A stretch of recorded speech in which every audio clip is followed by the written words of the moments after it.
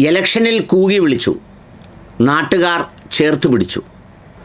ദുരന്തബാധിത പ്രദേശങ്ങളിലും അതുപോലെ തന്നെ മറ്റെല്ലായിടങ്ങളിലും നിർണായകമായ ലീഡ് നേടി ടി സിദ്ദീഖ് വീണ്ടും മികച്ച ഭൂരിപക്ഷത്തിൽ കേരള നിയമസഭയിലേക്ക് എത്തിച്ചേരുമ്പോൾ വളരെ ആസൂത്രിതമായി ഒരു തെരഞ്ഞെടുപ്പിൻ്റെ തന്നെ വിഷയമാക്കുകയും അതുപോലെ തന്നെ പലതരം വാർത്തകളിലൂടെ മുഖ്യമന്ത്രി മുതൽ പാർട്ടി സെക്രട്ടറി വരെ സാമൂഹ്യ മാധ്യമങ്ങൾ വരെ അലക്കി വെളുപ്പിച്ചിട്ടും ജനങ്ങൾ അദ്ദേഹത്തിൻ്റെ കർമ്മോത്സുകത, അദ്ദേഹത്തിൻ്റെ ഗ്രൗണ്ടിലുള്ള റിയാലിറ്റി, അദ്ദേഹം നടത്തുന്ന ഇടപെടലുകൾ, അതിൻ്റെ നിഷ്കളങ്ക ഭാവത്തെ തിരിച്ചറിഞ്ഞ് അവർ നല്ല ഭൂരിപക്ഷം നൽകി അദ്ദേഹത്തിന് വിജയതിലകമണിയിച്ചു. എതിർ സ്ഥാനാർത്ഥിയായി മത്സരിച്ച അനിൽകുമാർ എൻ്റെ സുഹൃത്താണ്. അദ്ദേഹം കോൺഗ്രസിൽ നിന്ന് വിട്ടുപോയ ആളാണ്. അദ്ദേഹത്തെ സംബന്ധിച്ചിടത്തോളം ആദ്യ മത്സരമായിരുന്നു ഇവിടെ. അതിനു മുമ്പുള്ള മത്സരങ്ങളിലെല്ലാം ജില്ലാ പഞ്ചായത്തിലടക്കം മികച്ച റെക്കോർഡോടെ ജയിച്ച ആളാണ്. പക്ഷേ ഈ സിദ്ദീഖിനെതിരെ മത്സരിക്കാൻ വരുമ്പോൾ അവിടെ ഉണ്ടായിരുന്ന രാഷ്ട്രീയം ഒരുപാട് വ്യത്യസ്തമായ സംഗതികളുടെ രാഷ്ട്രീയമായിരുന്നു. മുണ്ടക്കൈ ചൂരൽമലയുടെ റീഹാബിലിറ്റേഷനായിരുന്നു കേരളത്തിലെ ഏറ്റവും വലിയ ഇലക്ഷൻ ക്യാമ്പയിൻ്റെ ടാർഗറ്റ്. അത് വലിയ ഫലമുണ്ടാക്കും എന്ന് കരുതി ഇലക്ഷന് മുമ്പ് തന്നെ പാതി വെന്ത നിലയിലും അത് പൂർത്തിയാക്കി അതിന് വലിയ പ്രാധാന്യത്തോടെ സിനിമാ നടൻ മമ്മൂട്ടി അടക്കം എല്ലാവരും അവിടെ എത്തിച്ചേർന്നു. അതൊരു ഭംഗിയുള്ള ചടങ്ങൊക്കെ ആക്കി മാറ്റിയിരുന്നു സർക്കാർ. അതിനുശേഷം പ്രഖ്യാപനത്തിന് ശേഷം ഒന്നും ചെയ്യാത്ത കോൺഗ്രസിനെ കടന്നാക്രമിച്ചു. അതെല്ലാം വരെ ശരിയായിരുന്നു. പക്ഷേ ടി സിദ്ദീഖ് എന്ന് പറയുന്ന ഒരാളിനെ ഏറ്റവും ശരിയല്ലാത്ത രീതിയിൽ കൈകാര്യം ചെയ്യപ്പെട്ട ഒരു തെരഞ്ഞെടുപ്പ് കൂടിയായിരുന്നു ഈ തെരഞ്ഞെടുപ്പ്. പൊതുവേ വയനാട് കോൺഗ്രസിൻ്റെ മേഖലയാണ്. എന്നാലും കടുത്ത കൊടുങ്കാറ്റിലൊക്കെ പലതും വീണുപോയിട്ടുണ്ട്. അവിടെ ടി സിദ്ദീഖ് സ്ഥാനാർത്ഥിയായി ചെല്ലുമ്പോൾ ആദ്യം അദ്ദേഹത്തിൻ്റെ ജാതിയും മതവും അവിടുത്തെ മുൻകാല ജാതി മുദ്രയും ഒക്കെ പറഞ്ഞാണ് പലതുമൊക്കെ ഉണ്ടാക്കിയതെങ്കിൽ ഈ ദുരന്ത നിവാരണ പ്രവർത്തനങ്ങളിലൂടെ അദ്ദേഹം ജനങ്ങളോടൊപ്പമായിരുന്നു. ഞാനവിടെ പോകുമ്പോൾ കാണുന്ന സിദ്ദീഖ് ഈ ദുരന്തത്തിൽ ഇരയായ ഒരു കുടുംബത്തിലെ ആളല്ലെങ്കിൽ അതുപോലെയുള്ള ഒരു ഭാവത്തിലും അതുപോലെയുള്ള ഒരു രീതിയിലും ഒരു നാടകവും ഒരഭിനയവും ഇല്ലാതെയാണ് അദ്ദേഹം ഈ വിഷയങ്ങളെ സമീപിച്ചതെന്ന് ആർക്കും ബോധ്യമാവും. കയ്യിലുണ്ടായിരുന്ന ഒരു ഡയറിയിൽ പറയുന്നതെല്ലാം കുറിച്ചെടുത്ത് ചെറുതും വലുതുമായ എല്ലാ ആളുകളോടും സംസാരിച്ച് ജനങ്ങൾക്ക് എന്തെങ്കിലും കിട്ടണമെന്ന ഉറച്ച താല്പര്യത്തിലായിരുന്നു അദ്ദേഹം പ്രവർത്തിച്ചതെല്ലാം.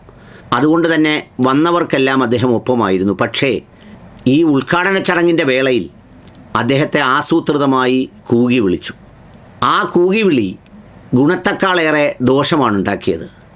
ചിലരൊക്കെ തടയാൻ ശ്രമിച്ചെങ്കിലും ഈ 10 വർഷം തുടരുന്ന പാർട്ടി ഭരണത്തിൻ്റെ ഒരു ഭാവവും ഇനി ആരുണ്ട് അടുത്തതും നമുക്ക് എന്ന ചിന്തയുമൊക്കെ സൃഷ്ടിച്ച അനാവശ്യമായ ഒരു കൂകിവിളിയാണ് അവിടെ നടന്നത്.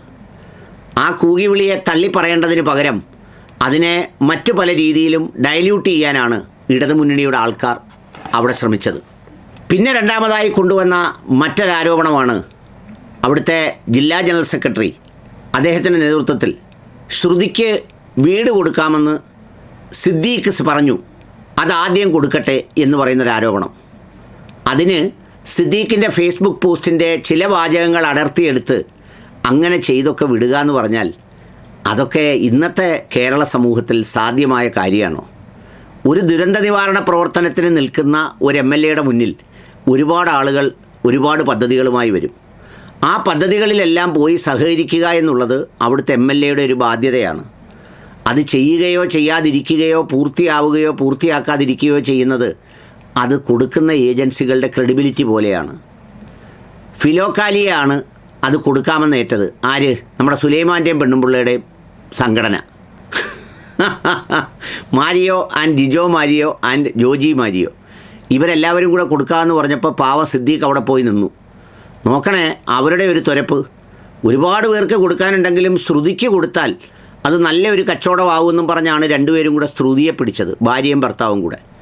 ഏതായാലും അതങ്ങ് പാളി. അപ്പോഴത്തേക്കില്ല അടിയായി, പിന്നെ ഏറായി, കുപ്പിയെടുത്തേറായി, തലപൊട്ടിക്കലായി, എല്ലാം കൂടെ വഴിയാധാരമായിപ്പോയി. അത് ഈ പറഞ്ഞ സിദ്ദീഖ് കൊടുക്കാൻ ഏറ്റതാണ് എന്ന് പറഞ്ഞ് ഒരു വാർത്ത ഉണ്ടാക്കുകയും അത് അവിടുത്തെ ജില്ലാ സെക്രട്ടറി റഫീഖ് മാത്രമല്ല കേരള മുഖ്യമന്ത്രി പോലും ആവർത്തിക്കുകയും ചെയ്തു എന്നുള്ളതാണ് അതിൻ്റെ ഒരു പ്രത്യേകത. അതൊക്കെയും റിവേഴ്സ് എഫക്റ്റാണ് യഥാർത്ഥത്തിൽ അവിടെ ഉണ്ടാക്കിയത്. എന്നുവെച്ചാൽ അതെല്ലാം സിദ്ദീഖിന് വോട്ടായി മാറുകയായിരുന്നു. ഏതാണ്ട് 227 മറ്റോ ബൂത്തുകളിൽ വെറും 10 ബൂത്തിൽ മാത്രമാണ് LDF സ്ഥാനാർത്ഥിക്ക് 10-15 ബൂത്തുകളിൽ മാത്രമാണ് ലീഡ് ചെയ്യാനായത്. മുണ്ടക്കൈ, ചൂരൽമല ഉൾപ്പെടുന്ന ബൂത്തുകളിലൊക്കെ നിർണായകമായ ഭൂരിപക്ഷം ലഭിച്ചു ടി സിദ്ദീഖിന്. അങ്ങനെ സിദ്ദീഖ് വെറുതെ ഇതുകൊണ്ട് മാത്രമല്ല ജയിച്ചത്. ഈ 5 വർഷക്കാലം ഏതാണ്ട് 150-150ഓളം ഈ അപകട മേഖലയിൽ വരുന്ന വിദ്യാർത്ഥികളെ, വ്യത്യസ്തങ്ങളായ കോഴ്സുകളിൽ പഠിക്കുന്ന വിദ്യാർത്ഥികളെ വളരെ രഹസ്യമായി അദ്ദേഹം പഠിപ്പിക്കുന്നുണ്ട്, സഹായിക്കുന്നുണ്ട്, പഠിക്കാൻ സഹായിക്കുന്നുണ്ട്. അവരുടെയൊക്കെ വെളിപ്പുറത്ത് സിദ്ദീഖുണ്ട്. കാരണം സിദ്ദീഖിനെ സംബന്ധിച്ചിടത്തോളം ഒരുപാട് രാഷ്ട്രീയ പരീക്ഷണങ്ങൾ കഴിഞ്ഞാണ് അവിടെ എത്തിച്ചേർന്നത്. ഇനി ആ നാടോ ജനതയോ ഒന്നും കൈവിടുന്നൊരു സാഹചര്യത്തെക്കുറിച്ച് അദ്ദേഹത്തിൻ്റെ രാഷ്ട്രീയ ഭാവിയിൽ ചിന്തിക്കാനേ ആവില്ല. അതുകൊണ്ട് ഒരു മനുഷ്യനെന്നുള്ള നിലയിൽ ഹൃദയം കൊടുത്തു തന്നെയാണ് അദ്ദേഹം അവിടെ പ്രവർത്തിച്ചത്. അതിന് ഹൃദയം പറിച്ചു നൽകിയതുപോലെയായി അതിൻ്റെ മറുപടി. മികച്ച ഭൂരിപക്ഷത്തിനാണ് അദ്ദേഹം ജയിച്ചത്.